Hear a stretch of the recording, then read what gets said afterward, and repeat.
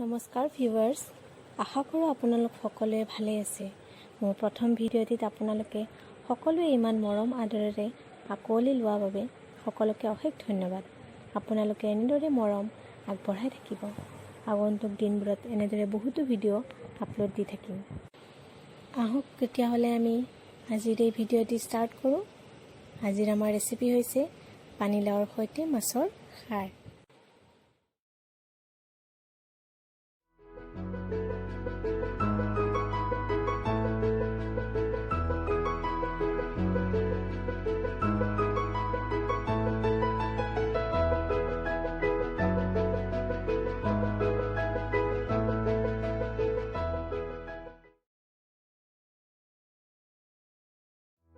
কোমল পানীলাও লৈ সৰু সৰুকৈ কাটি ভালদৰে ধুই লওক আৰু 2-4টা জলকীয়াও একেলগে ফালি দিয়ক।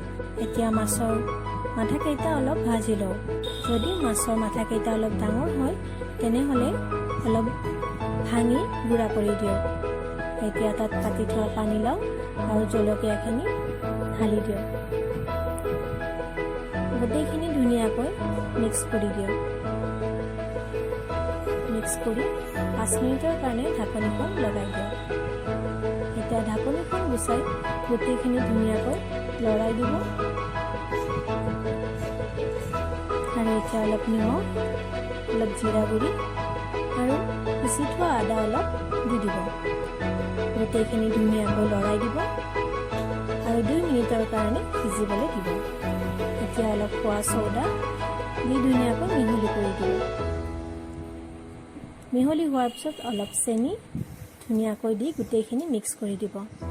মিক্স কৰি দিয়াৰ পিছত আমাৰ খাৰটো ৰেডি হৈ গৈছে। এতিয়া গেছটো বন্ধ কৰি খাৰখিনি খোৱাৰ কাৰণে ৰেডি কৰি দিয়ক। এতিয়া ভিডিঅ'টি কেনে পালে জনাব। আকৌ আগলৈকেও দি থাকিম। আপোনালোকৰ মৰম পালে ধন্যবাদ।